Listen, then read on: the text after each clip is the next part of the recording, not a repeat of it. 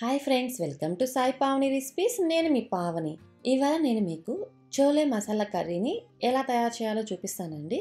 ఈ చోలే మసాలా కర్రీ మనము పూరిలోకి, చపాతీలోకి, నాన్స్లోకి లేదా బగారా రైస్ కానీ, నార్మల్ రైస్కి కానీ ఎందులోకైనా సరే చాలా బాగుంటుందండి. సింపుల్గా, టేస్టీగా, చాలా ఈజీగా చేసుకోవచ్చు. కాబట్టి ఈ చోలే కర్రీని మనం దాబా స్టైల్లో బయటికి వెళ్ళి షాప్లో కొనుక్కోకుండా ఇంట్లోనే ఎలా తయారు చేసుకోవాలో చూపిస్తానండి. ఈ చోలే కర్రీ కోసం ముందుగా ఒక బౌల్ నిండుగా కబూలి శనగల్ని తీసుకోవాలి. ఇవి 1/2 kg ఉంటాయండి. ఈ కబూలి శనగల్లో మునిగేంత వరకు నీళ్లు పోసుకొని వీటిని 4 నుంచి 5 గంటలు కానీ లేదా ఓవర్ నైట్ కానీ నానబెట్టుకోవాలండి. ఇప్పుడే మనకి కొంచెం ఫాస్ట్ గా కుక్ అవుతాయి, లేకపోతే ఉడకడం చాలా లేటుగా ఉడుకుతాయండి. ఇలా నేను ఇక్కడ ఒక 4-5 గంటల తర్వాత చూస్తున్నాను. చూడండి, నాకు శనగలు నీట్గా నానిపోయాయి కదా. ఇప్పుడు వీటిని ఒకసారి వాష్ చేసుకుందాము. వాష్ చేసుకున్న తర్వాత ఇప్పుడు వీటిని ఉడికించుకోవడం కోసము ఒక ప్రెషర్ కుక్కర్ తీసుకొని అందులో వేసేసుకోవాలి. వేసుకొని ఇందులోనే 2 గ్లాసుల నీళ్లు పోసుకొని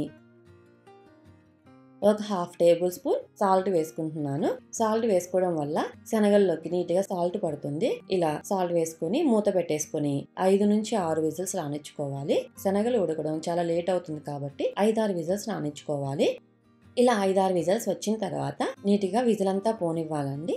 చూడండి, ఇక్కడ నేను కొంచెం సేపు తర్వాత విజిల్ అంతా పోయిందా లేదా చెక్ చేస్తున్నాను. విజిల్ అంతా పోయింది కాబట్టి నేను ఇక్కడ మూత తీసి చూస్తున్నానండి. చూడండి, ఇలా నలిపితే నీట్గా మెత్తగా అవుతుంది కదా, అంటే మనకి నీట్గా కుక్ అయిపోయిందండి. ఇలా కుక్ అయిన తర్వాతే మనం కర్రీ చేసుకోవాలి. కర్రీలో శనగలు ఉడకవండి కాబట్టి ముందుగా ఉడకబెట్టుకోవాలి. ఇలా ఉడకబెట్టుకున్న ఈ శనగల్ని పక్కన పెట్టుకోవాలి. ఇప్పుడు కర్రీ తయారు చేయడం కోసం గ్యాస్ మీద ఒక బాండలు పెట్టుకొని ఒక 5 టేబుల్ స్పూన్ ఆయిల్ వేసుకోవాలి. ఆయిల్ హీట్ ఎక్కిన తర్వాత ఇప్పుడు ఇందులో కొంచెం దాల్చిన చెక్క, ఒక 2 ఇలాచి, 5-6 లవంగాలు వేసుకొని వీటిని బాగా ఫ్రై అవ్వనివ్వాలి. ఇలా బాగా ఫ్రై అయిపోయిన తర్వాత ఇప్పుడు ఇందులో ఒక 2 మీడియం సైజ్ ఆనియన్స్ ని ఇలా చిన్న చిన్న ముక్కలుగా కట్ చేసుకుని వేసుకుంటున్నాను. వీటిని మంచి గోల్డెన్ బ్రౌన్ కలర్ వచ్చే వరకు కలుపుకుంటూ ఫ్రై చేసుకోవాలి. ఒక 50% ఫ్రై అయిన తర్వాత ఇప్పుడు ఇందులో ఒక 2 మీడియం సైజ్ పచ్చిమిర్చిని సన్నగా పొడవుగా కట్ చేసుకుని వేసుకుంటున్నాను. వేసుకొని పచ్చిమిర్చి, ఆనియన్ మంచి గోల్డ్ కలర్ వచ్చే వరకు కలుపుకుంటూ ఫ్రై చేసుకోవాలి. చూడండి, ఇక్కడ ఆనియన్స్, పచ్చిమిర్చి అన్ని బాగా ఫ్రై అయిపోయాయి కదా. ఇప్పుడు ఇందులో 1 టేబుల్ స్పూన్ అల్లం వెల్లుల్లి పేస్ట్ వేసుకొని అల్లం వెల్లుల్లి పేస్ట్ ని పచ్చివాసన పోయే వరకు కలుపుకుంటూ ఫ్రై చేసుకోవాలి.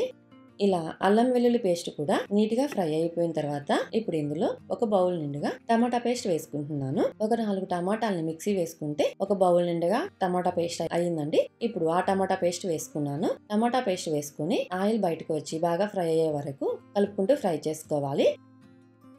ఇలా టమాటా పేస్ట్ కూడా బాగా ఫ్రై అయిన తర్వాత ఇప్పుడు ఇందులో కొంచెం పసుపు, 1.5 టేబుల్ స్పూన్ కారం, 1 table spoon salt, 1 table spoon ధనియాల పొడి, 1 టేబుల్ స్పూన్ గరం మసాలా అన్నీ వేసుకుని 1 నిమిషం పాటు ఫ్రై చేసుకోవాలి.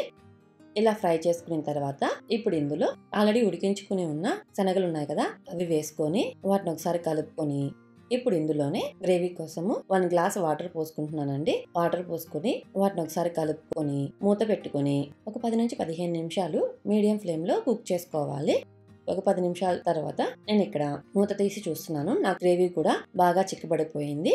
ఇప్పుడు ఇందులోనే కొంచెం కొత్తిమీర చల్లుకొని ఒకసారి కలుపుకొని గ్యాస్ స్టవ్ ఆఫ్ చేసుకోవాలండి. అంతేనండి, సింపుల్ ఇంగ్రీడియంట్స్ తో మనం ఇంట్లోనే చాలా టేస్టీగా చోలే కర్రీని చేసుకోవచ్చు. బయటకు వెళ్ళని అవసరం లేకుండా ఇంట్లోనే చాలా ఈజీగా చేసుకోవచ్చండి. ఈ చోలే కర్రీ పూరి, చపాతీ, నాన్స్ కానీ లేదా బగారా రైస్ వీటిలోకి పర్ఫెక్ట్ గా ఉంటుందండి. ఇలాంటి ఐటమ్స్ చేసుకున్నప్పుడు ఒకసారి చోలే కర్రీతో ట్రై చేసి చూడండి. టేస్ట్ ఎక్సలెంట్ గా ఉంటుంది. మీకు కనుక నా వీడియో నచ్చినట్లయితే లైక్ చేయండి, షేర్ చేయండి, సబ్స్క్రైబ్ చేయండి. మీకు నా నోటిఫికేషన్స్ ముందుగా రావాలి అంటే బెల్ ఐకాన్ క్లిక్ చేయండి. మీరు ఇలా ఈ చోలే కర్రీని ట్రై చేసి ఎలా వచ్చిందో కామెంట్ రూపంలో చెప్పండి. Thank you for watching.